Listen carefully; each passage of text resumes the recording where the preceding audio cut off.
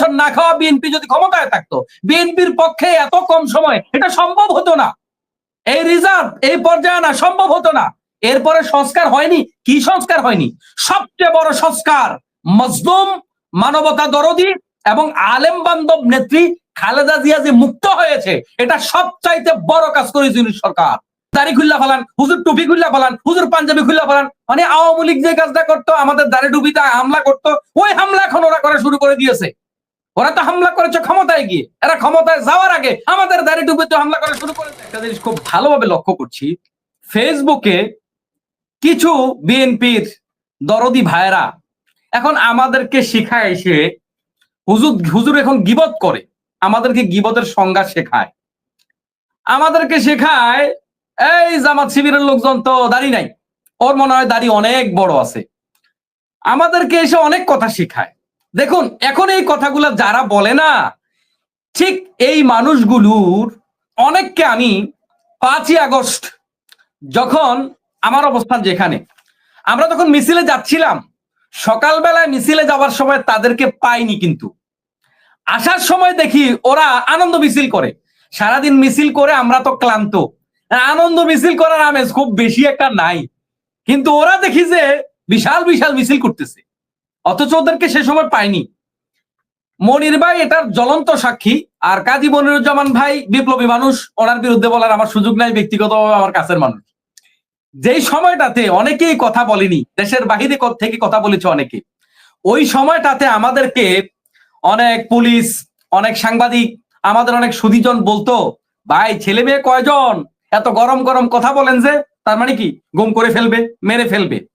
এই কথাগুলোর পরোয়া না করে আমরা যখন আওয়ামী লীগের দুর্নীতির বিরুদ্ধে কথা বলেছি, দুর্নীতির বিরুদ্ধে কথা বলেছি, চুরি ডাকাতির বিরুদ্ধে কথা বলেছি, তখন বিএনপির বাইরে হাততালি দিছে, যারা জীবনে কথা বলতে পারতো না ওরা হাততালি দিছে, হুজুর খুব ভালা, হুজুর খুব ভালা, হুজুর আওয়ামী লীগের বিরুদ্ধে কথা বলছে। তখন একটা বিএনপির লোকও বলে নাই হুজুর এত বড় কবিরা গুনাহ কেমনে করে, হুজুর কেমনে গীবত করে।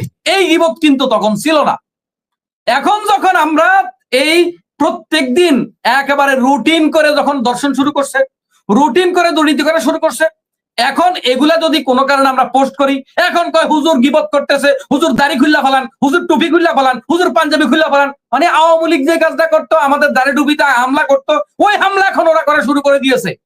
ওরা তো হামলা করেছে ক্ষমতায় গিয়ে, এরা ক্ষমতায় যাওয়ার আগে আমাদের দাড়ি টুপিতে হামলা করা শুরু করে দিয়েছে। দুঃখজনক। হ্যাঁ, এই কথাটার একটা জবাব আমাদের মনির ভাইদের কাছে আছে। এটা মনির ভাইও বলেন, আবার অনেকে বলেন, সেটা কি যে ভাই আমাদের বিএনপির বিরুদ্ধে অপপ্রচার হয়। এটা সত্য, আমি একমত। কারো বিরুদ্ধে অপপ্রচার এটা আমরা সমর্থন করতে পারি না। একজন মুসলিম আমার পরিচয়, একজন মুমিন আমার পরিচয়, এটা আমার মৌলিকত্ব, এটা আমার আসল। এই জায়গা থেকে কোন ইসলামী দল, অন ইসলামী দল, কোন হিন্দু, বৌদ্ধ, মুসলমান কারোর উপর জুলুম আমরা পছন্দ করতে পারি না, আমরা সমর্থন করতে পারি না। এই জায়গায় বিএনপির উপরে বিভিন্ন সময় এআই দিয়ে তৈরি করা বিভিন্ন ভিডিও দিয়ে তাদের বিরুদ্ধে অনেক কথা বলা হয়, আমি সহমত পোষণ করি, এটা সত্য। কিন্তু কথা হচ্ছে এই সুযোগটা কখন পায়? যখন প্রতিদিন শত ঘটনা ঘটে, তখন দুষ্ট ছেলেপেলেরা 2-4টা ঘটনা উল্টা পাল্টা বিভিন্ন ক্যাপশন দিয়া বানায় তাদের বিরুদ্ধে। কিন্তু এগুলা কত? 5টা যদি ফেক হয়, 95টা তো রাইট। তা আপনি 5টা দিয়া কি 95টাকে ডিফেন্ড করতে পারবেন নাকি? 95টা তো রাইট, ওইটার বিরুদ্ধে কি বলবেন? এটার বিরুদ্ধে তো বলার কোনো ক্ষমতা নাই। এবার আসুন সংস্কার নিয়ে, সংস্কার কেন হয় না? প্রধান উপদেষ্টার বিরুদ্ধে আমার কলিজার টুকরা মনির ভাই অনেক কথাবার্তা বললেন। আচ্ছা বলেন তো, এই এই যে এই সরকারকে বিএনপি কি পরিমাণ সমালোচনা করেছে, সেই পরিমাণ সহযোগিতা কি করেছে? করেনি তো, করেনি। এই সরকারকে বাংলাদেশের আলেম ওলামা, ইসলামপন্থীরা সবচেয়ে বেশি সহযোগিতা করেছে। ভঙ্গুর একটা রাষ্ট্র, আর ইউনূস সাহেবের ডানে বায়ে অনেক ভারতের দালাল, 5-8 গোলাম বসে আছে। উনি চাইলেও একসাথে এই সব কিছু মোকাবেলা করে একটা সুন্দর রাষ্ট্র উপহার দিতে পারে না। একদিকে অর্থনৈতিক সংকট, অপরদিকে ভারতের চাপ, অপরদিকে ওনার আশপাশে ডান পাশে বাম পাশে অনেক ষড়যন্ত্রকারী বসে আছে। এই সবকিছু মোকাবেলা করেও গতকাল যখন দেখলাম আদানি গ্রুপের এই মিলিয়ন মিলিয়ন টাকা পরিশোধ করছে, মানে আমার হৃদয় থেকে আলহামদুলিল্লাহ আসছে। এটা ইউনূস সাহেব না হয়ে অন্য কেউ হলে, এই 17 বছর না খাওয়া বিএনপি যদি ক্ষমতায় থাকতো, বিএনপির পক্ষে এত কম সময় এটা সম্ভব হতো না। এই রিজার্ভ এই পর্যায়ে আনা সম্ভব হতো না।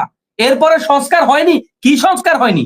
সবচেয়ে বড় সংস্কার মজলুম, মানবতা দরদী এবং আলেম বান্ধব নেত্রী খালেদা জিয়া যে মুক্ত হয়েছে, এটা সবচাইতে বড় কাজ করেছে সরকার।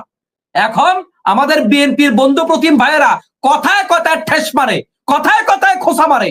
ওরা যদি জীবন না দিত, হ্যাঁ তাদের ভিতরে এখন কিছু ক্রিমিনালি আছে, তাদের ভিতরে কিছু অন্যায় আছে, তাদের ভিতরে কিছু অপরাধ আছে। আরে এরা তো বাচ্চা মানুষ, এরা আমাদের ছেলেদের বয়স। আমরা বয়স কত? এরা তো আমাদের ছেলেদের বয়স। কিছু ভুল থাকবে, কিন্তু ওদের রক্তের কারণে আমরা আজকে এই সুন্দর বাংলাদেশ পেয়েছি। যেভাবে সমালোচনা করি, সেই বিপ্লবের পরের দিন থেকে আজকের দিন পর্যন্ত সবচাইতে বেশি বিপ্লবীদের এই রক্তের উপরে দাঁড়িয়ে এদের বিরুদ্ধে আমরা সমালোচনা করেছি, সংস্কার আমরা করতে দিয়েছি। এরপরেও আলহামদুলিল্লাহ বিভিন্ন দিকে আমরা যেটা দেখতে পাচ্ছি ইদানিং কালে মাঝে মাঝেই অনেক বড় বড় ঘটনা ঘটিয়ে দেয়। পুলিশের ভিতরে কিছু সংস্কার, আর্মিদের ভিতরে কিছু সংস্কার। গতকাল যেটা বলেছে আর্মিদের থেকে কারা কারা এগুলোর সাথে জড়িত তাদেরকে বিচারের আওতায় আনা হবে। এরপরে আন্তর্জাতিক অপরাধ ট্রাইব্যুনাল কাজ শুরু করেছে, বিচারের কাজ শুরু হয়েছে। এরপরে বিভিন্ন জায়গায় অনেকগুলা ক্রিমিনালকে যথেষ্ট পরিমাণে ছাঁটাই করা হয়েছে। মোটামুটি কাজ হচ্ছে না এমন না। ইউনূস সাহেবের মতো শক্তপোক্ত লোক তো ওখানে একজনই আছে, বাকি তো ডানে বায়ে অনেক দালাল ফালাল বসে আছে। এতটুক যে উনি করেছেন এটা তো কম নয়। এবার আসেন পিআর পদ্ধতি। পিআর পদ্ধতি বিএনপি চায় না কেন? কারণ একটা, এখানে একটা বাংলাদেশের রাজনীতিতে একটা বড় সমস্যা, সেটা হচ্ছে পিআর পদ্ধতি না থাকার কারণে, যেমন একটা আসনে বিএনপি পাবে 1 লাখ ভোট, এখানে জামাত ইসলাম পাবে 80,000 ভোট, ইসলামী আন্দোলন পাবে ধরলাম আমরা 50,000 ভোট, অন্যান্য ছোট ছোট কিছু নুরুভাইয়ের দল আছে ওখানে 10,000 ভোট পাবে। এখন অবস্থাটা হচ্ছে এই, ছোট ছোট দল যারা আছে তারা অনেকে আছে যে কাছাকাছি যাবে, বিএনপির কাছাকাছি যাবে, কিন্তু তারা ওখান থেকে আসনটা নিতে পারবে না। এতে কি হবে? হ্যাঁ, বিএনপি একক সংখ্যাগরিষ্ঠতা পাবে, কারণ বিএনপি দীর্ঘদিন এদেশ চালিয়েছে, বিএনপির সাথে মানুষের সম্পৃক্ততা আছে, আর এই দেশের মানুষের ভালো মন্দের বিচারের ক্ষমতাটাও একটুখানি কম আছে কোনো কোনো ক্ষেত্রে। যে কারণে এখানে বিএনপি খুব ভালো করবে। বিএনপি এই সুযোগটা হাতছাড়া করতে চায় না বিধায় বিএনপি পিআর এর বিরোধিতা করে। কিন্তু পিআর এর বিষয়ে যথেষ্ট পরিমাণে যুক্তি আছে, অনেক কথা এতক্ষণ পর্যন্ত হয়েছে। তারপরে আমি যে যুক্তিটা বলবো, দেখুন আমাদের অনেক সময় এরকম হয়, অনেক ছোট্ট জায়গাতে ভালো কিছু পাওয়া যায়। এই যে আপনার ঝিনুকের ভিতরে মুক্তা পাওয়া যায়। ঝিনুক একটা অবহেলিত আল্লাহ পাকের একটা সৃষ্টি, এটার কারো কাছে দাম নাই, কিন্তু মুক্তাটা সেখানেই আছে। অনেক ছোট ছোট দল আছে, আমি দেখেছি এবি পার্টির অনেক কার্যক্রম আমার পছন্দ হয় না, কিন্তু আমার খুব ভালো লাগে ব্যারিস্টার ফুয়াদ ভাই যখন কথা বলে, আমি দেখলাম তার ভিতরে ক্রিয়েটিভিটি আছে, চমৎকার কিছু আছে। এই যে মানুষগুলো এরকম ছোট ছোট দলে আপনি এমন কিছু মাথা পাবেন, এই লোকগুলো কি আমার দেশের সম্পদ নয়? এই লোকগুলো আমার দেশের সম্পদ নয়? এবং বিএনপি তো সেই পুরাতন মান্দাতা আমলের যারা দুর্নীতি করেছে, অপরাধ করেছে, অন্যায় করেছে, এখন দেখেন না আবার নমিনেশন কাদেরকে দেয়, ম্যাক্সিমাম ওরাই হবে। কিন্তু তরুণ প্রজন্ম যারা দেশের জন্য জীবন দিতে প্রস্তুত, যারা দুর্নীতির সাথে আপোষ করবে না, এরকম বিশাল একটা শ্রেণী কিন্তু দেশের খেদমত করতে প্রস্তুত, কিন্তু তারা আমাদের প্রচলিত পদ্ধতির কারণে এগিয়ে আসতে পারছে না। তাহলে এই মেধাগুড়াল মূল্যায়ন না হওয়ার কারণে আমাদের দেশ পিছিয়ে যাচ্ছে, আমাদের দেশ পিছিয়ে যাচ্ছে। এখন যাই হোক, এরপরেও প্রতিটা অফিস, আদালত, থানা, তারপরে স্কুল, কলেজ, ইউনিভার্সিটি, ম্যাক্সিমাম জায়গাগুলো তারা দখল দেওয়ার পরেও এই সরকার তাদেরকে খুশি করতে পারে নাই। তারা সবচেয়ে বেশি সমালোচনা এই সরকারের করে। তাহলে এই সরকারের এত সমালোচনা করলে তাহলে আপনি কি বলে এই সরকার কাজ আগায় নিবে কিভাবে? আসেন, এই সরকারের ভুল আছে, আমরা সবাই মিলে তাকে সহযোগিতা করি, সবাই মিলে তাকে এগিয়ে দেই। এটা তো আমরা কেউ করি না। বাংলাদেশে এই যে বললাম এখন আমাদের গীবতের সংজ্ঞা শিখায়, বাংলাদেশের সবচাইতে বেশি আলেমল আমাদেরকে ইসলামকে ব্যবহার করেছে আওয়ামী লীগ এবং বিএনপি। এই আওয়ামী লীগ বিএনপি যেটা করতে পারেনি, এবার ধর্ম মন্ত্রণালয় যে কমপক্ষে মিনিমাম পে স্কেলের মানে যেটা, সেই আলোকে 15-এর আলোকে আমাদের ইমামদের বেতন দিতে হবে। এটা বাংলাদেশে ইউনূস সরকার ছাড়া অন্য কোন কালে কেউ এটা কোনোদিন প্রস্তাব দিয়েছে? কেউ কোনোদিন কল্পনা করতে পেরেছে একজন ইমাম 2,000 বেতন পায়, 3,000 বেতন পায়, অথচ আপনি নির্বাচন আসলে ইমাম সাহেবকে খাটান, ইমাম যেন আপনার পক্ষে বক্তব্য দেয়। এই ইমাম মুয়াজ্জিন আলেম ওলামাদেরকে সবাই খাটায়।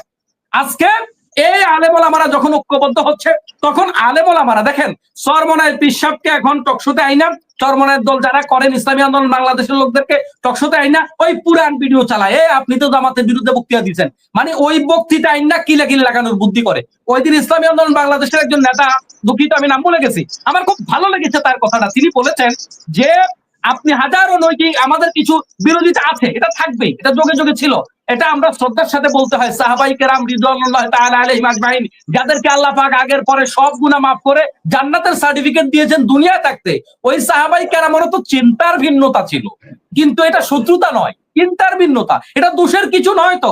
ইসলামী আন্দোলন বাংলাদেশ এদেশ ইসলাম কায়েম চায়, জামাত ইসলামী এদেশ ইসলাম কায়েম চায়। চিন্তার ভিন্নতা আছে, মতের ভিন্নতা আছে, কিন্তু এটা কি বলতে পারবেন কখন ইসলামী আন্দোলন বাংলাদেশ, জামাত ইসলামী যেহেতু ছোট ইসলামী দলগুলোর ভিতরে, আর পরবর্তীতে মামুনুল হক সাহেবের যে দল আছে, ধরেন বড় দাগে এই তিনটা দল, আপনারা কি কখনো বাংলাদেশে গত 20 বছরে দেখেছেন এই তিনটা দলের কর্মীরা, নেতারা তো কখনো করেনি, কর্মীরা নিজেরা মারামারি করছে? বলতে পারবেন একটা মারামারি? বলতে পারবেন ইসলামী আন্দোলন বাংলাদেশ ছাত্র শিবির মারামারি করে একজন একজনের পাও কেটে দিয়েছে, রক্ত কেটে দিয়েছে? বলতে পারবেন 30 বছরে 40 বছরে? আমি শেষ করছি একবারে, বলতে পারবেন না। তাহলে এই ছোট মৃদু বিরোধিতা এটা তো থাকবেই। এই বিরোধিতা করেই তো আমি 10 বছর সংসার করতেছি, আমার বউয়ের সাথে আমার বহু বিরোধিতা আছে, কিন্তু সংসার তো ঠিক আছে। সমস্যা কি? অসুবিধার কিচ্ছু নাই তো, এটাই তো দুনিয়া। তো এটা মৃদু বিরোধিতা থাকবে, অসুবিধার তো কিছু না। আজকে দুঃখজনক হলেও সত্য, এদেশের মানুষ আল্লাহর চাইতে, ধর্মের চাইতে, ইসলামের চাইতে রাজনৈতিক দলকে গুরুত্ব বেশি, মানে কি বলে যে গুরুত্ব বেশি দিচ্ছে। আরে ভাই, সাধারণ আওয়ামী লীগ বিএনপি যারা করেন তাদের তো চিন্তা করার দরকার ছিল যে ইসলাম দিয়ে আমার শুরু, যে ইসলাম দিয়ে আমার শেষ। আজকে আমার একটা আদর্শ আছে, অন্তত আমি আলেম ওলামার পক্ষে কথা বলতে না পারলে চুপ থাকি, অন্তত যে আলেমরা এক হচ্ছে, হোক, দেশের জন্য যদি ভালো কিছু হয়, অসুবিধা কোথায়? অসুবিধা কোথায়?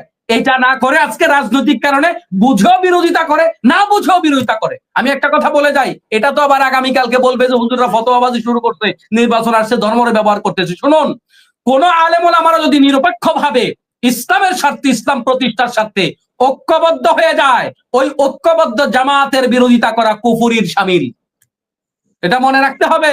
কিন্তু কে কুফরির চিন্তা করে? সবার আগে আমার দল। আলেমদের ভুল আছে, ভুল থাকবে। ওলামায়ে কেরাম এরা সাহাবী না, এরা তাবী না, এরা নবী না, হাজারো ভুল থাকবে। কিন্তু যখন দেশের স্বার্থে, ইসলামের স্বার্থে, ইসলাম প্রতিষ্ঠার স্বার্থে কোন আলেম ওলামারা ঐক্যবদ্ধ থাকবে, এখানে আলেমদের ভিতরে ভুল থাকবে, অসুবিধা থাকবে, ত্রুটি থাকবে, তারপরেও যদি ঐক্যবদ্ধ হয়ে যায়, এই জামাতের বিরোধিতা করা, এই জামাত মানে জামাত ইসলাম বুঝাই নেই, এই গ্রুপের বিরোধিতা করা কোন মুমিনের পক্ষে উচিত নয়। এটা ঈমানের সাথে সাংঘর্ষিক। সবাইকে